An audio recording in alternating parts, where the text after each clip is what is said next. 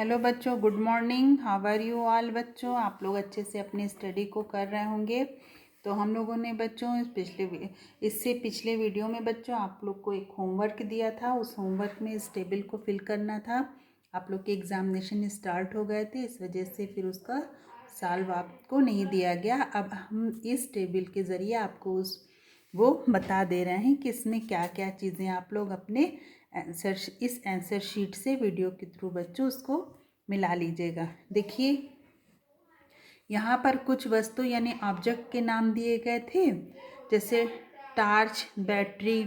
तो संग्रहित ऊर्जा को रूपांतरित करने के लिए क्या करना होगा, यानी कि जो टार्च और बैटरी में जो ऊर्जा स्टोरेज है उसको क्या करना पड़ेगा। तो देखिए, पहला है कि स्विच ऑन करना। स्विच ऑन करने पर पहला हमारा क्या है बच्चों, स्विच ऑन करने पर। दूसरा क्या है कि संग्रहित ऊर्जा का प्रारंभिक रूप क्या था, यानी कि टार्च बैटरी में इसकी जो ऊर्जा स्टोरेज थी उसका फर्स्ट स्टेज क्या थी, प्रारंभिक रूप। तो क्या थी बच्चों, रासायनिक ऊर्जा।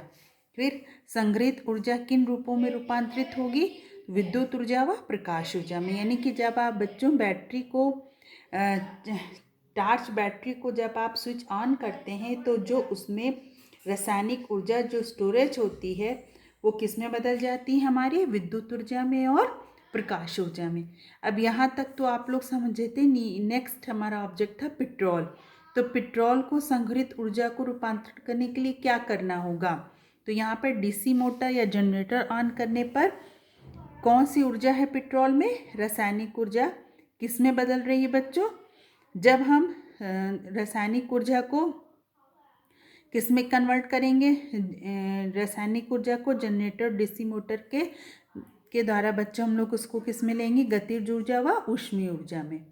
इसी तरीके से डायनामाइट था, जलाने पर क्या थी, जो रासायनिक ऊर्जा वो किस में बदल रही थी, ध्वनि प्लस ऊष्मीय ऊर्जा में। यानी कि ये तो संघनित ऊर्जा को रूपांतरण करने के लिए क्या करना होगा, यानी डायनामाइट में जो ऊर्जा स्टोरेज है रासायनिक ऊर्जा, उसको जलाने पर वो किस में बदल रही है, ध्वनि प्लस ऊष्मा ऊर्जा में।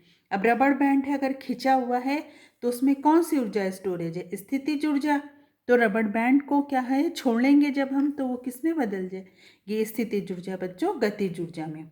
इसी तरीके से नेक्स्ट हम देखते हैं बच्चों, तबला है, जो हमारा ऑब्जेक्ट है वो तबला को बजाने पर जो इसमें स्थित ऊर्जा स्टोरेज है वो किस में कन्वर्ट हो रही है, ध्वनि ऊर्जा में। तो इस तरीके से इस टेबल को बच्चों आप लोग अपने बुक में फिल कर लीजिएगा। अब हम नेक्स्ट टॉपिक पर चलते हैं।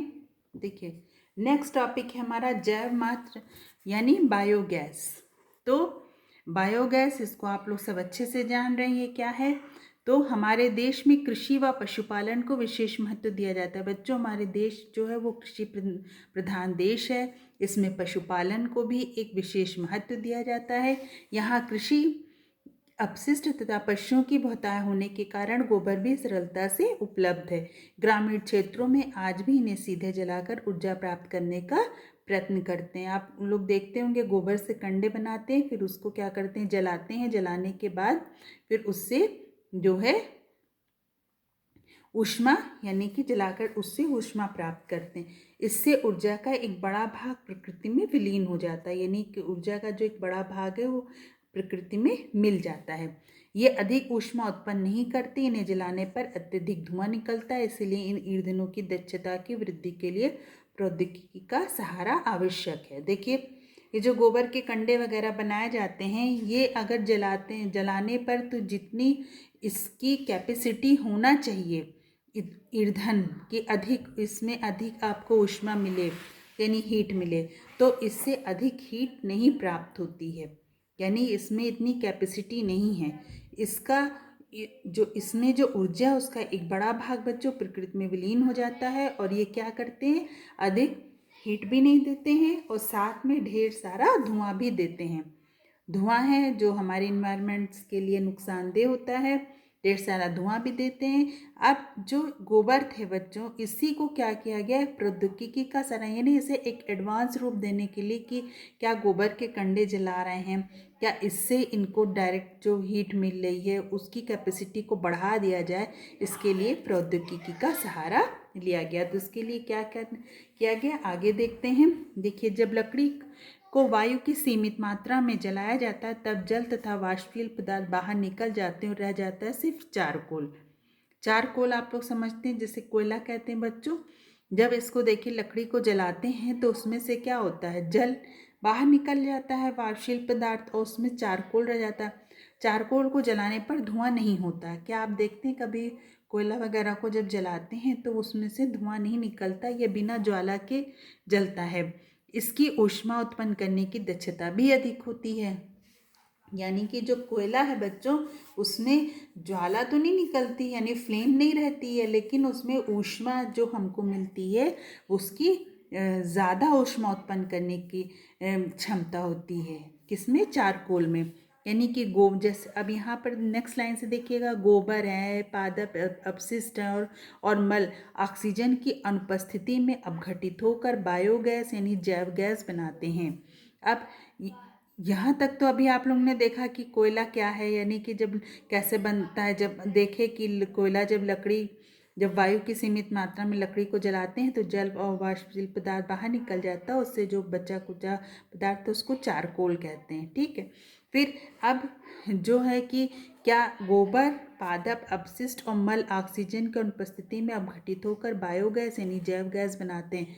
गोबर है बच्चों, पादप अपशिष्ट यानी जो हमें प्लांट से जो मिलते हैं, और मल ऑक्सीजन की अनुपस्थिति में, यानी इसमें ऑक्सीजन की उपस्थिति नहीं रहती, यहाँ पर ऑक्सीजन अनुपस्थित होती है।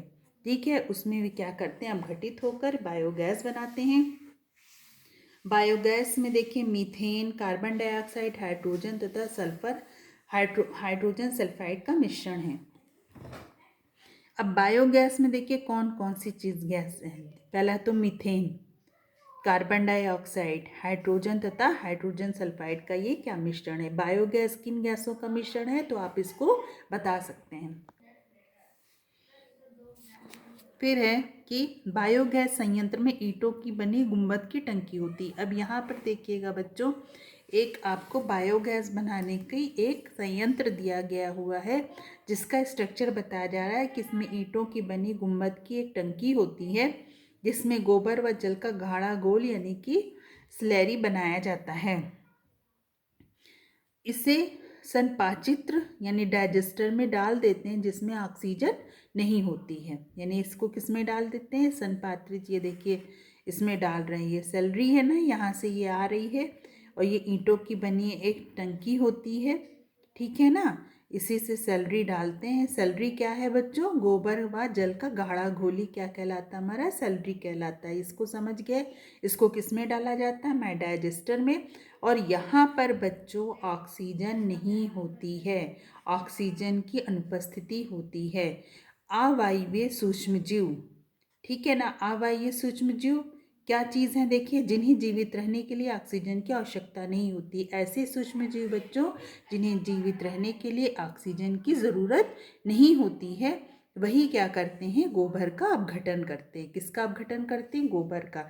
यानी कि जैव गैस को संपाचित्र के ऊपर बनी टंकी में संचित किया जाता है, इसे पाइप द्वारा बाहर निकाल लिया जाता है। अब जो जैव गैस है, ये जो डाइजेस्टर है बच्चों, इसी के ऊपर बनी एक टंकी में इसको स्टोरेज करते हैं। देखिए यहाँ पर दिखा रहे हैं, गैस निर्गम स्टोरेज करते हैं और इसे पाइप के द्वारा क्या करते हैं, बाहर निकाल लेते हैं और बाहर निकाला जाता है। जैव गैस में देखिएगा 75% मीथेन गैस होती है। मीथेन गैस क्या है कि जैव गैस में क्या, एक तो ये समझ लीजिए कि जो जैसे अब हम लोग हैं, जो हैं हम लोग क्या करते हैं, ऑक्सीजन लेते हैं, कार्बन डाइऑक्साइड गैस को रिलीज़ करते हैं। लेकिन जो अवायवीय सूक्ष्मजीव हैं ये ऑक्सीजन तो लेते नहीं, तो कौन सी गैस रिलीज़ करते बच्चों, मीथेन गैस को ये रिलीज़ करते हैं। इसीलिए जब बायोगैस बनती है बच्चों, तो उसमें 75% कौन सी गैस होती है, मीथेन गैस होती है। यही है, जैव गैस में 75% मीथेन गैस होती है जो धुआं उत्पन्न किए बिना जलती है। यानी कि इस गैस की एक प्रॉपर्टीज़ है जिसमें जो धुआं नहीं उत्पन्न करती उसके बगैर जलती है, और इसके जलने के पश्चात बच्चों कोई राख जैसी कोई चीज़ नहीं बचती है, अपशिष्ट नहीं बनता। जैव गैस का उपयोग प्रकाश के स्रोत के रूप में भी किया जाता है। तो ये भी हम लोगों ने सीखा कि जैव गैस क्या है, जैव गैस किन किन गैसों का मिश्रण है। तो बच्चों, जैव गैस जो है वो मीथेन, कार्बन डाइऑक्साइड, हाइड्रोजन तथा हाइड्रोजन सल्फाइड का मिश्रण है। अब बायोगैस संयंत्र की बनी टंकी देखिए बच्चों, ये कैसे बनती है। ये जो हमारा सैलरी है, इसको कौन अपघटित करता है? अवायवीय सूक्ष्म जीव, ऐसे सूक्ष्म जीव जिन्हें जीवित रहने के लिए बच्चों ऑक्सीजन की आवश्यकता नहीं होती है। अब जो हमारी बायोगैस है उसमें 75% कौन सी गैस रहती है बच्चों? मीथेन गैस होती है। और मीथेन गैस की एक प्रॉपर्टीज है बच्चों, जो धुआं किए बिना ही जलती है, यानी इसमें धुआं नहीं निकलता है, और कोई इसमें जब ये जल जाती है तो कोई राख जैसी भी अवशिष्ट नहीं बनता है। तो ये हम लोग ने पढ़ा बच्चों बायोगैस। नेक्स्ट हमारा है पवन ऊर्जा। पवन ऊर्जा, तो देखते हैं पवन ऊर्जा में 4th पॉइंट है बच्चों हमारा पवन ऊर्जा। तो अध्याय 3 में हमने देखा कि किस प्रकार सूर्य की विकिरणों के द्वारा भूखंडों तथा जलाशय में असमान तप्त होने के कारण वायु में गति उत्पन्न होती है। यानी कि सूर्य की किरणों के द्वारा किस तरीके से जमीनों का या जलाशयों का गर्म होना, उसके कारण वायु में जो गति होती है उसको हमने पढ़ा। और पवनों का प्रवाह होता है, यानी हवा फिर बहने लगती है। पवनों की गतिज ऊर्जा का उपयोग जो है वो पवन चक्कियों द्वारा यांत्रिक कार्यों को करने में लगता है। देखिए पवन में जो है बहती हुई हवा में कौन सी ऊर्जा होती है बच्चों? गतिज ऊर्जा होती है, जिसका उपयोग पवन चक्कियों द्वारा किया जाता है। यानी इस गतिज ऊर्जा का उपयोग जो पवन में है बच्चों, उसका उपयोग कोई भी एक होगा उसके द्वारा करेंगे, यानी कि कोई भी संयंत्र तो हमारा पवन चक्कियों द्वारा यांत्रिक कार्य को करने में किया जाता है। जैसे उदाहरण अगर आप लेते हैं बच्चों, तो पवन चक्कियों की पंखुड़ियों की घूर्णन की गति का उपयोग, पवन चक्कियों की पंखुड़ियों की घूर्णन गति का उपयोग कुओं से जल खींचने के लिए होता है। आजकल पवन ऊर्जा का उपयोग विद्युत उत्पन्न करने के लिए भी हो रहा है।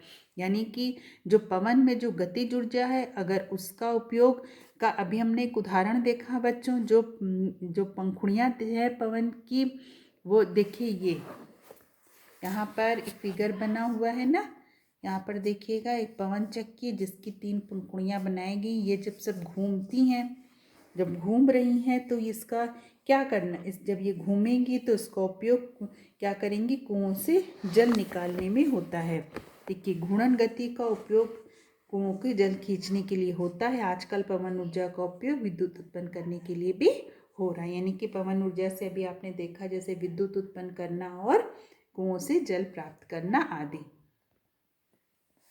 पवन चक्की की घूर्णी गति का उपयोग विद्युत जनित्र यानी जनरेटर के टरबाइन को घुमाने के लिए किया जाता है। यानी कि जो पवन चक्की की बच्चों घूर्णन गति का उपयोग क्या करते हैं कि जो विद्युत जनित्र यानी जनरेटर है उसके टरबाइन को घुमाने के लिए इसका उपयोग किया जाता है। किसी विशाल क्षेत्र में बहुत सारी पवन चक्कियाँ लगाई जाती हैं जिन्हें पवन ऊर्जा फार्म कहते हैं। पवन ऊर्जा फार्म वही है जहाँ पर ढेर सारी पवन चक्कियाँ लगाई जाती हों।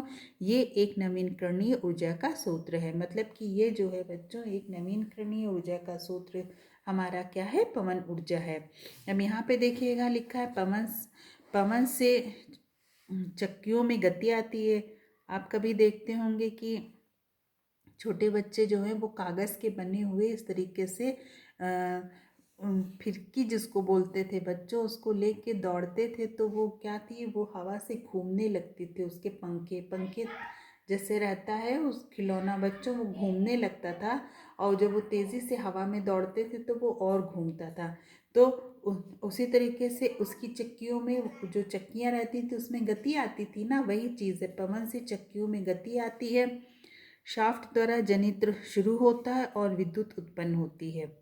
यानी कि शाफ्ट द्वारा, देखिए शाफ्ट है जिससे ये जनित्र, अब ये घूमेगा बच्चों तो इससे क्या होगा? जनित्र शुरू होगा और यहाँ पर विद्युत उत्पन्न होती है। ट्रांसफार्मर द्वारा विद्युत उच्च विभव पर परिवर्तित किया जाता है। यानी ट्रांसफार्मर से जो विद्युत है बच्चों उसको उच्च विभव में ट्रांसफ़र किया जाता है। विद्युत ग्रिड द्वारा विद्युत का संचरण होता है।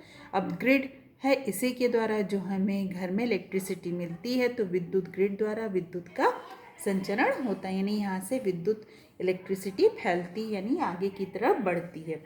अब यहाँ पर हमारा एक है ऊर्जा के वैकल्पिक सूत्र। और क्या है देखिए, बढ़ती प्रौद्योगिकी के कारण हमारी ऊर्जा की मांग भी लगातार वृद्धि हो रही है। अब जैसे जैसे बच्चे तरक्की हो रही है उसी तरीके से क्या है कि हर चीज़ में ऊर्जा की ज़रूरत है, यानी कि घर में अब अगर आप खुद देखिए तो बहुत ढेर सारे इलेक्ट्रिसिटी से चीज़ें चलती हैं, जैसे हमारा कंप्यूटर हो गया, बच्चों टीवी है, फ्रिज है, वॉशिंग मशीन है, हर चीज़ें किससे चलती हैं बच्चों, हमारी ऊर्जा से चलती हैं। तो ऊर्जा की मांग यानी बढ़ रही है, इलेक्ट्रिसिटी से चलती हैं तो बच्चों फिर इलेक्ट्रिसिटी की मांग बढ़ रही है। आवश्यक है कि हम उपलब्ध ऊर्जा स्रोत से अधिक दक्ष उपयोग के लिए नई तकनीकी ढूंढते रहें और नए स्रोत को भी खोजते रहें। यानी कि ये ज़रूरी हो गया है कि जो ऊर्जा उपलब्ध हो। तो अब देखिए बच्चों, जैसे कि ये ज़रूरी हो गया है कि जो हम ऊर्जा के जो स्रोतों से अधिक दक्ष उपयोग के लिए नई तकनीकी ढूंढते रहें, यानी इसके उपयोगों के लिए और तकनीकी ढूंढें और नए स्रोत की खोज भी जारी रखें। पहला है बच्चों हमारा क्या है, सौर ऊर्जा। ये भी एक वैकल्पिक स्रोत है बच्चों ऊर्जा का। फिर भारत एक भाग्यशाली देश है क्योंकि वर्ष के अधिकांश दिनों में हमें सौर ऊर्जा प्राप्त होती है। सौर ऊर्जा का अर्थ धरती पर पड़ रहे सूर्य के प्रकाश और ऊष्मा से है। सूर्य ऊर्जा का विशाल स्रोत है। सूर्य जो है बच्चों किसका विशाल स्रोत है, ऊर्जा का विशाल स्रोत है। फिर सूर्य ऊर्जा परंपरागत ऊर्जा स्रोत से भिन्न है, यानी कि जो सूर्य की ऊर्जा है वो परंपरागत जो हम ले रहे हैं, परंपरागत एक ट्रेडिशनल से उससे थोड़ी भिन्न है। सौर ऊर्जा के तत्काल रूपांतरण द्वारा विद्युत ऊर्जा उत्पन्न की जा सकती है, यानी सौर ऊर्जा के बच्चों तत्काल अगर इसको बदला जाए तो विद्युत ऊर्जा भी उत्पन्न कर दी जाती है। जैसे सौर तापन युक्तियाँ यानी सोलर हीटिंग डिवाइस क्या है, ये देखिए, ये युक्तियाँ जिनमें सौर ऊर्जा को अधिक अधिक संग्रह किया जा सके और सौर तापन युक्तियाँ कहलाती हैं। तो सौर तापन युक्तियाँ क्या हैं, वे युक्तियाँ जिनमें जो सूर्य से जो ऊर्जा है उसको अधिक से अधिक स्टोरेज कर लिया जाए, वही हमारी क्या कहलाती हैं, सौर तापन युक्तियाँ। अब इसमें क्रियाविधि दी है, जैसे कि दो शंक्वाकार फ्लास्क लीजिए, इनमें से एक काला तथा दूसरे पे सफ़ेद पेंट से पोत दी एक शंक्वाकार फ्लास्क को 1 से 1.5 घंटे।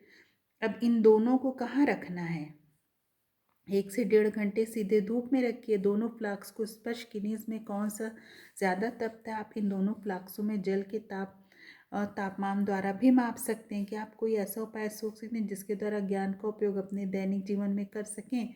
अब यहाँ पर देखिएगा, आप जान रहे हैं बच्चों, जो हमारा ब्लैक रंग होता है वो हीट को अच्छे से एब्जॉर्ब करता है, यानी कि जो दो शंक्वाकार फ्लास्क हैं जिसमें एक काला रंग है, ये हीट को अच्छे से एब्जॉर्व करेगा, ज़्यादा एब्जॉर्व करेगा किसके मुकाबले में बच्चों, सफ़ेद रंग के मुकाबले में।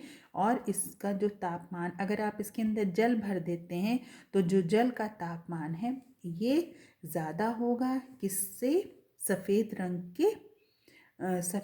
रंग से जो पेंट किए शंक्वाकार जल है उसके तापमान से इस जल का तापमान ज़्यादा होगा जो काले शंक्वाकार फ्लास्क में रखा है। क्या आप कोई ऐसा भी उपाय सोच सकते हैं जिसके द्वारा ज्ञान का उपयोग अपने दैनिक जीवन में कर सकें। आप और भी उपाय सोचिए कि किस तरीके से आप हीट को, कौन सा गर्म ज़्यादा गर्म होगा, कौन सा कम गर्म होगा। इस तरीके से आप और भी उपाय को सोचिए और अपने दैनिक जीवन में कर सकते हैं। अब देखिए सोलर कुकर, एक कुकर है बच्चों सोलर कुकर। देखिए ये क्या है, इसको पढ़ते हैं। सोलर कुकर एक युक्ति है जिसे सूर्य द्वारा विकृत ऊर्जा का उपयोग करके खाना बनाने के लिए प्रयोग किया जाता है। देखिए सोलर कुकर क्या है बच्चों, एक टेक्निक बनाई गई थी जिसमें जो ऊष्मा निकलती है हमारी ऊर्जा से, यानी कि जो ऊष्मा हमको मिलती है सूर्य से, उस ऊष्मा का उपयोग किसमें करते हैं, खाना पकाने में।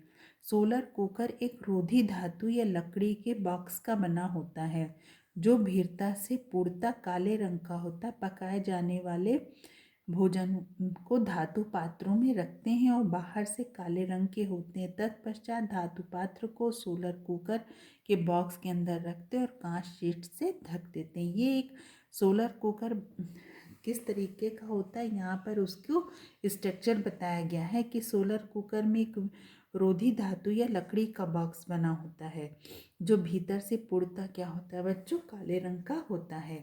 और पकाए जाने वाले भोजन को किस में रखते हैं, धातु पात्र में रखते हैं और बाहर से काले, जो किस रंग के होते हैं, बाहर से काले। तत्पश्चात धातु पात्र को सौर कुकर बॉक्स के अंदर रखते हैं और कांच की शीट से इसको क्या करते हैं, ढक देते हैं। अब देखिए यहाँ पर आपके पास सोलर कुकर का स्ट्रक्चर बना हुआ है। इसको देखिए, यहाँ पर देखिए धातु का डिब्बा, अंदर की सतह जो है इसकी किस रंग से पुती है, काले रंग से, ठीक है ना। और यहाँ पर ये क्या है, एक जो लकड़ी का डिब्बा है, भोजन के डिब्बे किस तरीके से, काले रंग के, और ऊपर से एक कांच की शीट लगा दी गई है जिसको क्या बोलते हैं, परावर्तक दर्पण भी बोलते हैं। अब यहाँ पर देखिए कि जो सौर ऊर्जा यानी परावर्तित होने वाली सौर ऊर्जा और शोषित होने वाली, एक परावर्तित होने वाली ऊर्जा होगी बच्चों और एक कौन सी होगी हमारी, अवशोषित होने वाली सौर ऊर्जा। तो यहाँ पर देखते हैं, एक बार सूर्य की ऊष्मा किरणें जो है वो कुकर बॉक्स में प्रवेश करती है, को कांच के ढक्कन उन्हें वापस बाहर नहीं जाते। यानी कि जो एक हमारी किस में आ रही, एक अवशोषित हो रही हैं और एक अवशोषित होने के बाद क्या होंगी, जो कुकर बॉक्स के अंदर प्रवेश करेंगी और कांच के ढक्कन जो होंगे इन ऊष्मा को बाहर नहीं जाने, यानी कि उनको परिवर्तित बाहर नहीं जाने देते। फिर इस तरीके से अधिकांश ऊष्मा जो है वो किरण बॉक्स में रोक ली जाती है, जिसके कारण सौर कुकर बॉक्स का तापमान 2 से 3 घंटे में ही लगभग 100 डिग्री सेंटीग्रेड से अधिक बढ़ जाता है और ऊष्मा काले पात्र में रखी भोजन सामग्री जैसे चावल, दाल और सब्जियों को पकाने के लिए प्रयुक्त की जाती है। अब आप इसको क्या समझ रहे हैं, देखिए यहाँ पर है परावर्तक शीट जो क्या करती है,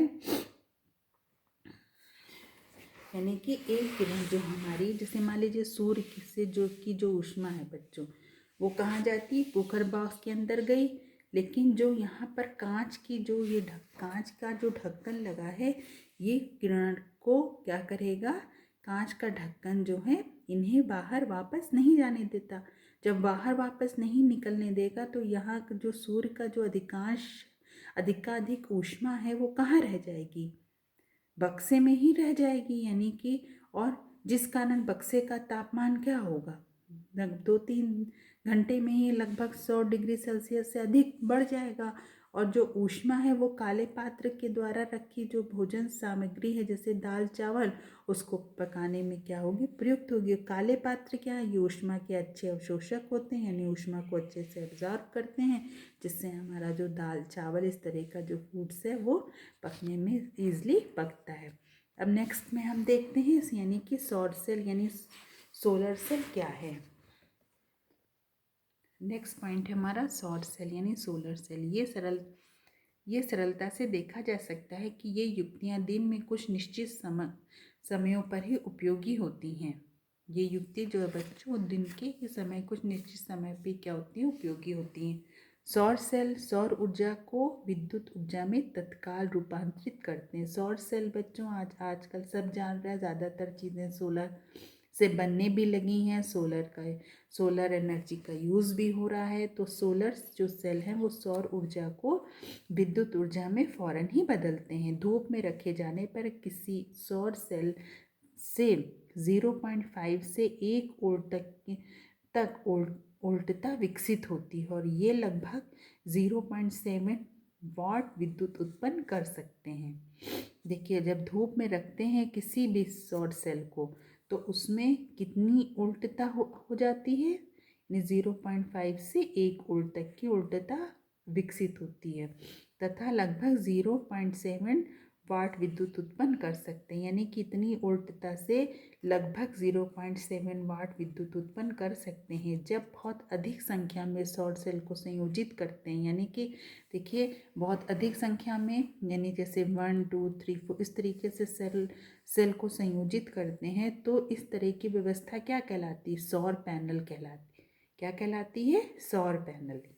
देखिए यहाँ पे लिखा भी हुआ है कि सौर सेल को संयोजित करते हैं तो ये व्यवस्था सौर पैनल कहलाती है। चित्र 6, जिसमें व्यवहारिक उपयोग के लिए पर्याप्त विद्युत प्राप्त होती है, यानी कि ढेर सारे सेल को उन्होंने जोड़ दिया तो ये क्या बन गया? सौर सेल, सौर पैनल बन गया। अब मान लो कोई भी सौर सेल है, अगर वो 0.5 से 1 वोल्ट की वोल्टता दे रहा है तो उससे 0.7 वाट विद्युत उत्पन्न कर सकते हैं। तो ये जो सेल्स हैं इसको जोड़कर, यानी कि सौर पैनल के से वो अधिक विद्युत उत्पन्न कर सकते हैं।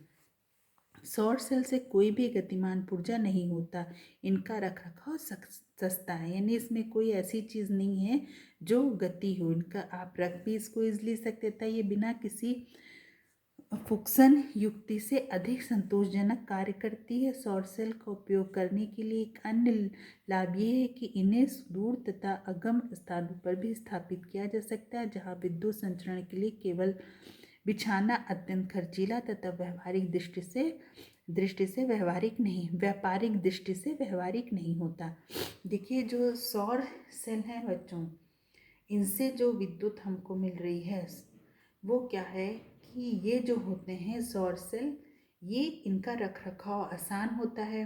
दूसरे आप इनको ऐसी जगह पे भी फिट कर सकते हैं जहाँ पर आपका जो ये इलेक्ट्रिसिटी की मेन सप्लाई वहाँ तक नहीं पहुँच पा रही है, या वहाँ तक पहुँचने में इलेक्ट्रिसिटी की सप्लाई को अधिक खर्चा है, तो वहाँ पर ये सौर पैनल जो हैं वो बहुत ही उपयोगी होते हैं जिनसे विद्युत प्राप्त की जा सकती है।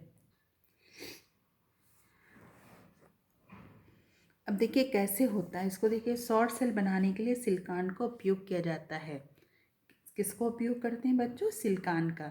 ये प्रकृति में प्रचुर मात्रा में उपलब्ध होता है, ये जो नेचर में ढेर मात्रा में होता है, परंतु सौर सेल बनाने के लिए उपयोग होने वाले विशिष्ट श्रेणी के सिलिकॉन की उपलब्धता सीमित है। लेकिन सौर सेल में बच्चों जो सौर सेल बनता है जिस सिलिकॉन से, वो विशिष्ट श्रेणी का जो सिलिकॉन है उसकी जो पाने की सीमित जो उपलब्धता है वो सीमित है। सौर सेल के उत्पादन की समस्त प्रक्रिया अभी भी बहुत महंगी हैं।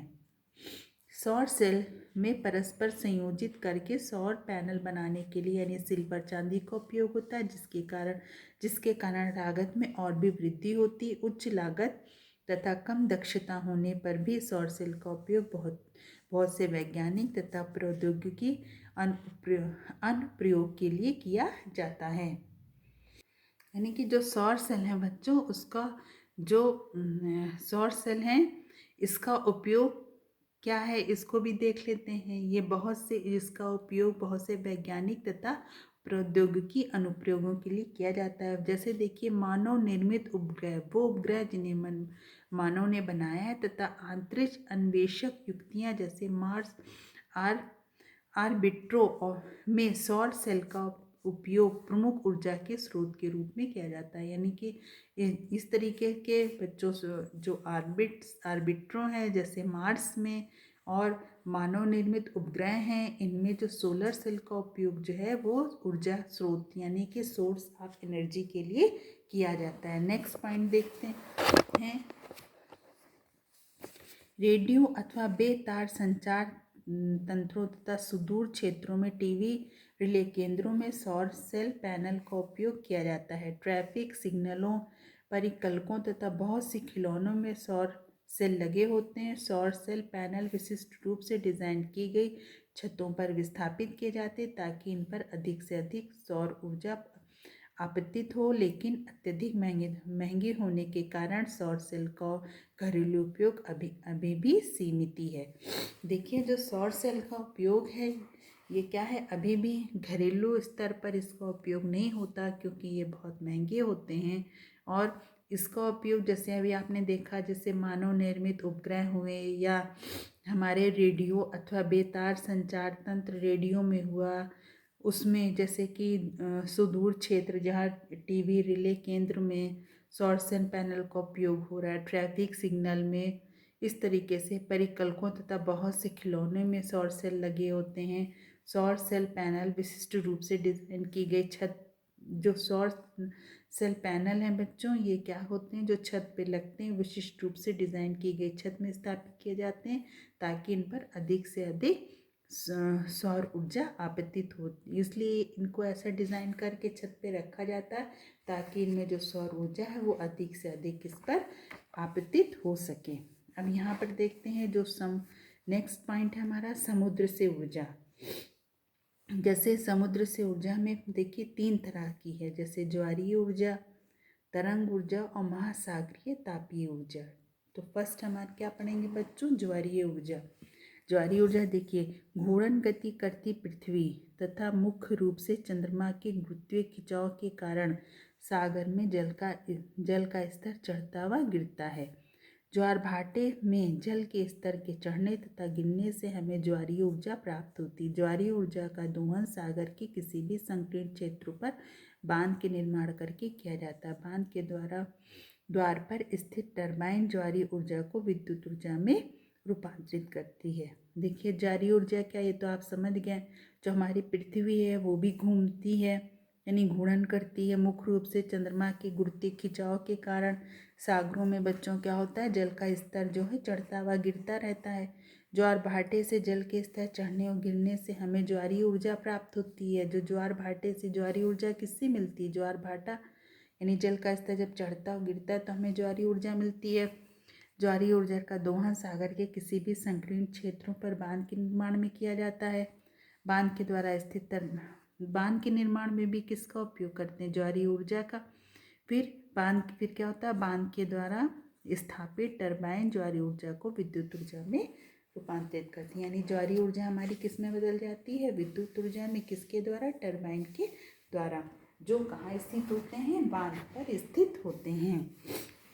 नेक्स्ट है बच्चों हमारी तरंग ऊर्जा। ये देखिए इस प्रकार समुद्र तट के निकट विशाल तरंग की गतिज ऊर्जा को भी विद्युत उत्पन्न करने के लिए इसी ढंग से संग्रहित किया जा सकता है। तरंग ऊर्जा को संग्रहित करने के लिए टरबाइन को घुमाकर विद्युत उत्पन्न किया जा सकता है। फिर है नेक्स्ट हमारा महासागरीय तापीय ऊर्जा। समुद्र तथा महासागर के पृष्ठ का जल सूर्य द्वारा तप्त हो जाता है, यानी समुद्र को ले लें अगर महासागर को ले लें तो जो ऊपर का जल है बच्चों वो सब सूर्य के द्वारा तप्त होता है, जबकि इनकी गहराई वाले भाग का जल जो होता है वो अपेक्षाकृत ठंडा होता है। जितना जो जल ऊपर का गर्म होता है उतना बच्चों है वो नीचे हिस्से का जल जो है वो गहराई वाला जल उतना गर्म नहीं होता है, उसके मुकाबले में वो ठंडा होता है। ताप के इस अंतर का उपयोग सागरीय तापीय ऊर्जा का रूपांतरण यदि विद्युत संयंत्र क्या करते हैं बच्चों, विद्युत संयंत्र यानी कि ocean thermal energy conversion plant या OTEC विद्युत संयंत्र की में ऊर्जा को प्राप्त करने के लिए किया जा सकता है। तो बच्चों आप लोग के होमवर्क में इसी टेबल को फिल करिएगा। फिल करने के बाद आप क्या करिएगा, बुक में फिल करके मेरे व्हाट्सएप नंबर पर इस टेबल को सेंड करिएगा और आप लोगों को आगे का नोट्स भी सेंड किया जाएगा जिससे आप लोग अपने उस नोट्स को कंप्लीट करिए। ओके बच्चों, टेक केयर, बाय बाय।